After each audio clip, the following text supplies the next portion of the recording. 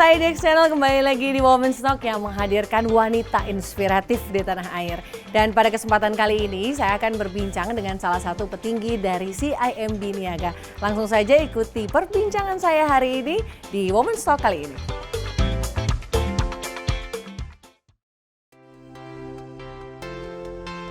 Seperti banyak perusahaan di dunia, dalam operasionalnya PT Bank CIMB Niaga Tbk melaksanakan berbagai program CSR sebagai tanggung jawab sosial perusahaan. Ini dilakukan sebagai wujud komitmen perusahaan dalam memberikan manfaat kepada lingkungan, masyarakat, serta seluruh pemangku kepentingan lainnya. Selain itu, pelaksanaan CSR juga dilakukan untuk pengembangan ekonomi yang berkelanjutan. Tidak hanya itu, manajemen juga berkolaborasi dengan UNICEF untuk menginisiasi kerjasama strategis membantu pemerintah dalam mengatasi masalah gizi buruk sebagai upaya mencegah stunting di Indonesia. Lantas, bagaimana upaya CIMB Niaga dalam melaksanakan program CSR untuk mendukung operasional perusahaan yang berkelanjutan? Simak perbincangan Keja Tuyu bersama dengan Direktur Compliance Corporate Affairs and Legal PT Bank CIMB Niaga Tbk, Francisca Wi, hanya di Women's Talk.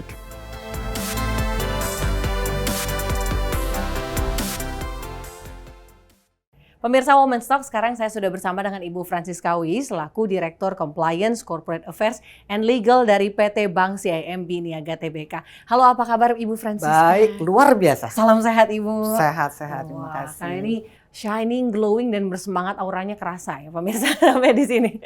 Baik Ibu, bicara mengenai sustainability dan ekonomi berkelanjutan. Kita tahu bahwa perbankan ini punya salah satu peranan yang sangat penting, apalagi terkait dengan pengembangan ekosistem ekonomi berkelanjutan khususnya di Indonesia.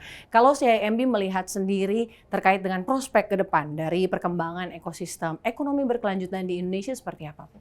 Saya melihatnya ya, Kesia, kita manggilnya Kesia ya, bahwa perkembangan ekosistem keuangan berkelanjutan di Indonesia itu sudah cukup baik. Artinya saya melihat dari tahun ke tahun bagaimana perkembangan ekosistem keberlanjutan keuangan berkelanjutan ini membaik. Contohnya ya, Indonesia sendiri sudah mempunyai target net zero di tahun 2060. Kemudian juga mentargetkan untuk kemudian dengan dengan usaha sendiri gitu ya, seberapa persen kemudian penurunan net zero, dan kemudian juga dengan internasional, bantuan internasional bisa menurunkan net zero dengan 43,2%. Jadi di situ kelihatan sekali pemerintah sudah mempunyai komitmen-komitmen, kemudian juga mempunyai target mengenai bauran energi baru dan terbarukan di tahun 2025 mencapai 23%. Saat ini sekarang 11,5%. Kemudian juga banyak infrastruktur yang diciptakan oleh Indonesia, yaitu mengeluarkan regulasi-regulasi yang untuk mendukung adanya net zero atau komitmen net zero dari pemerintah Indonesia itu sendiri. Dikeluarkanlah yang namanya POJK, misalnya OJK mengeluarkan regulasi mengenai kemarin ini misalnya barusan ya, mengenai bursa trading karbon ya, itu juga yang baru diluncurkan 26 September tahun ini. Juga ada POJK 14 2023, ada POJK 18 juga mengenai sukuk dan mengenai juga utang bersifat efek utang. Di situ juga mengeluarkan suatu regulasi untuk menunjang ada taksonomi hijau yang dikeluarkan oleh OJK. Jadi banyak sekali regulasi-regulasi yang memang dikeluarkan oleh pemerintah Indonesia di dalam rangka menunjang komitmen dari pemerintah terhadap net zero di tahun 2060. Pemerintah sendiri kemudian mendukung ya Bu untuk arahnya transisinya ke sana. Ya. Baik, kalau melihat bicara mengenai sustainability atau ekonomi berkelanjutan mungkin tidak lepas dengan green financing ya Bu. Kalau dari Ibu Francisca sendiri melihat tantangan apa yang kemudian dialami perbankan khususnya di green financing? Nah, kalau ditanya tantangannya, banyak juga tantangannya. Satu, kita harus kalau bisa ya, atau kita memastikan bahwa regulasi yang sudah dikeluarkan itu diterapkan secara disiplin ya, dan dilakukan monitoring. Jangan sampai regulasi dikeluarkan tetapi tidak ada monitoringnya sehingga tidak terlaksana ya, itu satu. Kemudian tantangan yang kedua adalah memang di Indonesia ini masih kekurangan yang namanya expert ya, subject matter expert. Karena berbagai pembiayaan hijau, misalnya contohnya mengenai renewable energy and so on, itu perbankan masih perlu adanya expert-expert ya untuk mendukung bagaimana sih suatu project ini adalah sebenarnya project yang benar-benar visible. Nah ini kita masih kekurangan gitu ya. Jadi tantangan-tantangannya kurang lebih itu. Dan juga ada lagi, kebanyakan proyek-proyek yang hijau ini, yang terutama untuk renewable energy and so on, itu adalah proyek yang memerlukan pinjaman jangka panjang. Sedangkan perbankan ini banyak sekali fundingnya itu berdasarkan jangka pendek. Terjadi mismatch. Ya, jadi ada itu, dan juga risiko-risiko iklim. Misalnya renewable energy yang karena angin ya atau matahari ya, kalau lagi hujan atau terus gitu anginnya. Jadi juga ada risiko-risiko iklim sendiri yang dihadapi di dalam proyek-proyek tersebut. Oke, sebetulnya banyak faktor yang kemudian jadi tantangan ya Bu. Baik tadi disebutkan terkait dengan pendanaannya juga. Tapi menarik juga disebutkan dari Bu Francisca bahwa sebetulnya regulasinya perlu diawasi juga ya Bu. Supaya kemudian kompetisi antar mungkin aktor-aktor perbankan kompetisinya positif ya Bu ya, untuk memberikan kontribusinya bisa lebih besar lagi terhadap green financing. Tapi kalau misalnya bicara mengenai sustainability, tadi juga sempat disebutkan dengan karbon ya Bu. CIMB juga memang menarik karena pada September lalu ketika peluncuran bursa karbon menjadi salah satu bank pertama yang melakukan pembelian unit karbon. Dan ini mungkin jadi salah satu bentuk partisipasi aktif juga ya Bu ya terhadap isu tersebut, isu keberlanjutan, isu energi hijau, dan juga kemudian ekonomi berkelanjutan dan green financing tadi. Kalau melihat dengan tantangan yang ada, prospek yang ada, sejauh ini bagaimana Bu penerapannya dari CIMB? Sudah berapa banyak yang kemudian penyaluran green financing dari CIMB khususnya di Indonesia? Kami CIMB Niaga mungkin kita belum menyebutkan keuangan berkelanjutan. Jadi nggak cuma green financing, kita mengikuti aturan OJK ya, definisi OJK yang POJK 51 tahun 2017. Ya di sana disebutkan adalah financing berkelanjutan atau keuangan berkelanjutan. Untuk CIMB Niaga sendiri sebenarnya kami memang mentargetkan ya kurang lebih ada sekitar 25-26% dari total portfolio kita adalah kalau bisa yang namanya keuangan berkelanjutan ya, itu minimum. Dan saat ini kami as of September ya itu portfolio kita untuk yang keuangan berkelanjutan ada sekitar 52,55 triliun. Yaitu merupakan represent dari 25,6% dari total portfolio kita. Sebenarnya kalau dilihat dari amount-nya itu udah terlihat adanya kenaikan dibandingkan dengan misalnya Desember 2022 di mana portfolio kami pada waktu itu adalah sekitar 51,44 triliun.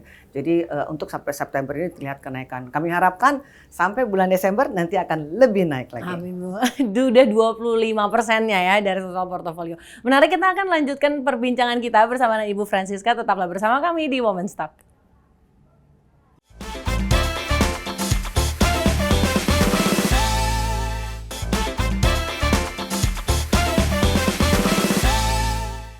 Pemirsa Women's Talk, sekarang saya masih bersama dengan Ibu Francisca. Tadi kalau di segmen pertama kita banyak bicara mengenai ekonomi berkelanjutan, bagaimana dengan sesuatu yang ramah lingkungan, green financing juga.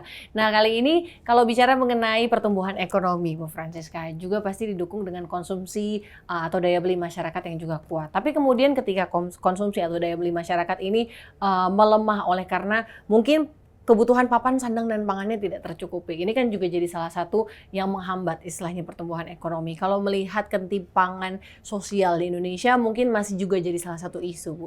Ibu melihat ketimpangan sosial yang ada di negara kita yang masih perlu banyak perhatian seperti apa, Bu Francisca? Sebenarnya kalau boleh saya jawab ya, Keisha, jadi gini, ketimpangan sosial itu sebenarnya tidak hanya terjadi di Indonesia sih, ya boleh dikata. Jadi secara global ketimpangan sosial ini juga ada di negara-negara lain, ya. Jadi tidak hanya di Indonesia. Dan kalau kita melihat sendiri, contohnya adalah mengenai, karena saya barusan launching mengenai stunting ya, itu kami melihat misalnya contohnya mengenai salah satu efek atau akibat dari ketimpangan sosial ini adalah mengenai gizi, ya, di mana memang gizi untuk anak-anak balita di Indonesia itu masih belum baik lah. Contohnya adalah yang sekarang lagi digiatkan oleh pemerintah adalah mengenai masalah stunting, di mana ini adalah merupakan salah satu akibat dari kekurangan gizi dan juga kekurangan informasi, kekurangan edukasi, kekurangan sanitasi atau kebersihan, kemudian kekurangan makanan gizi. Tentu itu semua disebabkan kenapa? Keadaan ekonomi dan juga keadaan ekonomi dan juga mungkin keadaan informasi yang tidak sampai. Nah, tapi kalau kita lihat sendiri ya, sebenarnya progres dari stunting itu sendiri sebenarnya udah banyak sekali kemajuan Indonesia ini. Kita harus mengakui dan berterima kasih kepada pemerintah Indonesia yang sangat-sangat serius dalam menangani masalah stunting ataupun masalah kekurangan gizi ini. Jadi kalau kita lihat di tahun 2013 masalah stunting itu atau persentase dari stunting itu ada sekitar 37,2%. Tetapi kemudian turun terus secara setiap tahun. Di tahun 2021 ada sudah turun menjadi 24,4%, dan kemudian tahun lalu juga turun lagi menjadi 21,6%. Indonesia menargetkan di tahun 2024 sampai ke 14%.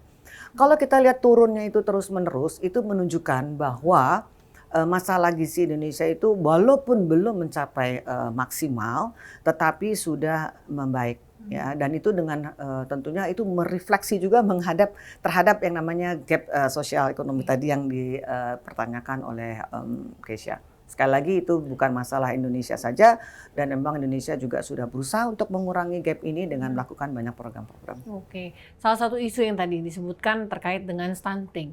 CIMB sendiri apa Bu yang dilakukan oleh CIMB sebagai satu perbankan yang cukup powerful di Indonesia, punya peranan, apa yang dilakukan untuk mengatasi hal ini Bu? Karena kalau melihat tadi stunting cukup concerning mungkin, dan mungkin ya meskipun angkanya kemudian menurun, tapi perlu ada pergerakan-pergerakan juga, tidak hanya dari pemerintah ya Bu, tapi dari aktor-aktor bisnis usaha juga. Dari CIMB apa yang dilakukan Bu terkait dengan isu? Oke, pertama-tama mungkin saya menjawab dulu begini. Kenapa sih sebenarnya stunting gitu ya? Indonesia CIMB Niaga ini fokuskan kepada stunting. Sebenarnya CIMB Niaga punya CSR yang lain, tapi kebetulan hari ini ya kita memang melakukan namanya peluncuran ya, kerjasama antara kita dengan UNICEF khususnya mengenai gizi anak di Indonesia, di mana kita melakukan kerjasama dengan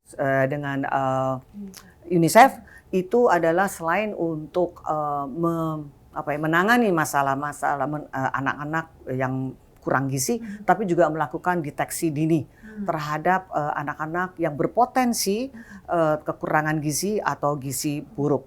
Dan juga tentunya menangani jangan sampai anak-anak itu yang tadi berpotensi kemudian menjadi stunting atau wasting. Iya, menarik karena itu juga mungkin menjadi salah satu fokus pemerintah ketika Indonesia punya bonus demografi ya Bu, tapi kemudian ada baiknya disambangi juga dengan kualitas SDM, mulai dari gizi juga dipantau dari tadi early detection tadi ya, Ya, Ibu betul. Francis sebutkan dari awal, dari anak masih balita, masih kecil sudah dipantau, kemudian kalau mau lihat rippling efeknya ke perekonomian, mungkin dengan bonus demografi yang besar, kualitas SDM yang mumpuni, ini tentu juga akan mendukung perekonomian kita juga ya Bu.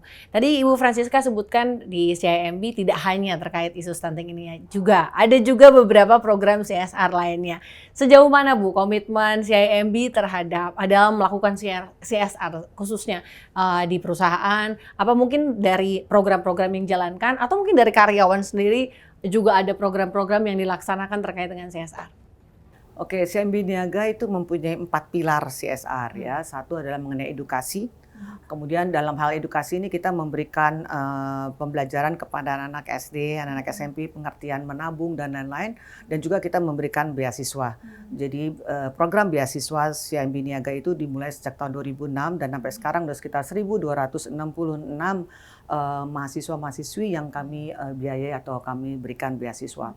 Kemudian yang kedua adalah mengenai isu lingkungan dan iklim dan lingkungan, di mana kami secara setia melakukan penanaman pohon bambu ya di berbagai daerah di Indonesia ini. Dilakukan kita sejak tahun 2012 ya gitu untuk penanaman pohon bambu. Sampai tahun ini udah sekitar 49.400 pohon bambu yang akan akhir tahun ini akan menjadi 71.400. Di dalam melakukan CSR untuk iklim dan lingkungan ini, kami juga memberikan pendidikan pelatihan kepada petani-petani di sekitar itu dan juga ibu-ibu yang ada di situ, bagaimana mereka bisa memanfaatkan pohon bambu itu untuk kesejahteraan atau menambah perbaikan ekonomi mereka. Kemudian yang ketiga adalah pemberdayaan masyarakat. Nah, ini kami mempunyai banyak program. Salah satunya yang barusan kita launching itu adalah mengenai community link berkelanjutan. Nah, di sini kami memberikan kesempatan dan baru 2 tahun yang lalu, setahun yang lalu kita launching. Ada kita memberikan kembali khususnya kita memfokuskan di NTT, ya, di mana kami memberikan pelatihan kepada UMKM khususnya adalah wanita dan juga disabilitas. Ya, ada sekitar 432 UMKM yang kami lakukan pelatihan-pelatihan bagaimana sih cara melakukan berbisnis, mengelola keuangan mereka dan lain-lain. Dari 432 UMKM itu 77% adalah wanita.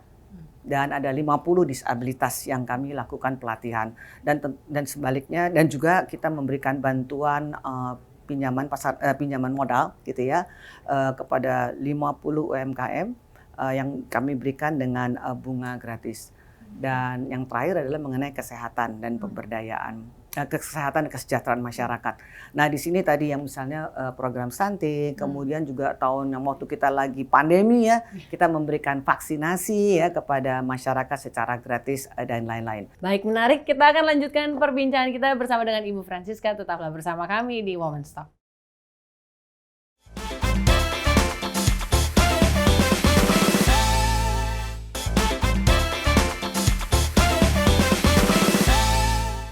Pemirsa, Anda masih bersama kami di Women's Talk dan ini sudah hampir di akhir segmen ya Bu ya. Kalau tadi kita bicara mengenai CIMB, kita bicara mengenai ekonomi berkelanjutan. Mungkin kita mau melihat lebih dalam sosok seorang Ibu Francisca. Kalau melihat Ibu sebagai seorang pemimpin, seorang wanita, mungkin pertanyaan yang selalu muncul, Bu, susah nggak sih menjadi seorang Director Compliance, tapi juga ada peranan lain mungkin di dalam keluarga, menyeimbangkan kehidupan. Sejauh ini bagaimana Bu? How's life so far Bu? Terus terang aja, ya tentunya ada challenge, tetapi challenge-nya challenge yang kita cintai ya, artinya begini, meskipun kita harus mengurus anak-anak gitu ya, rumah tangga, di mana juga kita harus menggunakan waktu untuk tetap bekerja dengan berkarir, tentu ada tantangan tersendiri. Tetapi jujur aja, saya sih kalau pengalaman saya pribadi gitu ya, di kantor atau di tempat bekerja itu hampir tidak mengalami tantangan yang berarti. Ya. Tantangan yang kami hadapi mungkin adalah gini, apa percaya ya sebagian gitu ya, mungkin pria itu mempertanyakan kemampuan kita sebagai wanita. Iya, ada stigma seperti itu ya Bu? Gini bener nih mampu gitu ya. Tapi kalau saya melihat karena saya udah cukup usia, jadi dari udah lama banget gitu ya, duduk sebagai salah satu pimpinan di suatu perusahaan di perbankan. Itu saya melihat makin banyak ya wanita-wanita yang duduk di dalam posisi sebagai direksi. Bahkan menjadi presidir, nggak cuma direksi ya. Contohnya di CIMB Niaga sendiri presidirnya kan wanita ya. Di bank-bank lain juga banyak ya, presidirnya juga ada, maksud saya bukan banyak, yang adalah wanita. Makin ke sini itu makin banyak sebenarnya wanita-wanita yang berkarir dan duduk di dalam posisi sebagai direksi ataupun sebagai komisaris. Itu sih. Okay. Kalau challenge-nya sendiri Bu, sebagai wanita dalam kepemimpinan istilahnya Bu, adakah kesulitan-kesulitan atau tantangan sehari-hari dalam menyeimbangkan kehidupan Ibu dari sisi pribadi mungkin, berperan dalam keluarga, berperan dalam fungsi sosial lainnya, tapi juga harus memimpin di kantor Bu. What's the challenge Bu? Challenge-nya terutama adalah membagi waktu memang. Ya, pembagian waktu. Jadi mungkin kalau suami saya udah bisa tidur kali ya jam 10 malam, saya nggak mungkin bisa tidur jam 10 malam karena waktu saya pulang dari kantor pun saya masih harus mengurus rumah tangga gitu ya, mengurus anak dan urusan rumah tangga gitu ya. Mungkin kalau seorang pria udah selesai kerja, udah selesai gitu ya. Ringkes gitu ya. Kalau kita nggak. Jadi memang tantangannya adalah lebih ke arah waktu. Bagaimana kita bisa memanage waktu kita itu dengan lebih efisien. Ya, itu juga menjadi salah satu kunci kesuksesannya seorang wanita berkarir. Bu, tadi ngomong gaya kepemimpinan. Bu Francisca gaya kepemimpinannya seperti apa? Mungkin banyak yang penasaran kalau sosok Bu Francisca kalau di kantor seperti apa Bu? Ibu ada mungkin tips-tips gaya kepemimpinan yang khusus ala Bu Francisca? Kalau gaya kepemimpinan saya sendiri gitu ya, Saya tuh tidak membedakan sih, terus terang aja, antara pria dan wanita. Saya juga tidak setuju nih ya dengan mengatakan bahwa wanita harusnya gini-gini. Karena saya menilai seseorang itu berdasarkan kemampuannya dia, tanpa memperhatikan gendernya dia. Apakah dia tuh pria atau wanita, sehingga saya gaya kepemimpinan saya memang tidak membedakan ya pria gitu bahwa oh harus banyak wanita, jujur aja enggak. Saya melihat dari kemampuan mereka gitu, tidak melihat gender. Realistis dan logis juga ya. Mungkin yang menarik tadi yang Bu Francisca sampaikan bahwa ternyata compassion yang dimiliki seorang wanita is a strength ya Bu ya. Lebih peka, lebih bisa merasakan apa yang terjadi di staff, tapi juga punya pemikiran yang jernih dan ketangkasan juga untuk melihat bagaimana menilai seseorang tidak berdasarkan gender tapi kemudian berdasarkan kemampuannya. Oke, mungkin to wrap up nih, dari Ibu Francisca adakah satu quotes atau mungkin satu prinsip yang Ibu selalu pegang hingga hari ini yang matters the most, yang jadi pegangan Ibu dalam mengarungi kehidupan bahkan karir hingga ke posisi sekarang? Mungkin ada satu tips, ada satu prinsip atau satu quotes Bu dari Ibu? Mungkin saya memberikan message aja kepada wanita-wanita yang ada di sana. Pertama-tama kita harus percaya pada kemampuan diri kita ya. Kita harus mampu percaya kepada kemampuan kita. Kemudian selalu berdiri tegak dalam menghadapi segala tantangan. Jangan pernah putus asa dan selalu bekerja keras ya, dan kemudian mempunyai komitmen yang tinggi, karena saya yakin ya dengan bekerja keras maka kesuksesan ada di seberang sana. Amin. Wah, berdiri tegak saya langsung posturnya siap nih. Jadi biar ingat langsung pesannya ya Bu. Terima kasih Bu Francisca atas kesediaan dan waktunya, luar biasa. Pemirsa, itu dia perbincangan saya dengan Bu Francisca. Kiranya ini kemudian bisa jadi insight baru, dan saksikan terus Women's Talk di IDX Channel, your trustworthy and comprehensive investment reference. Saya Kisha 7, sampai jumpa.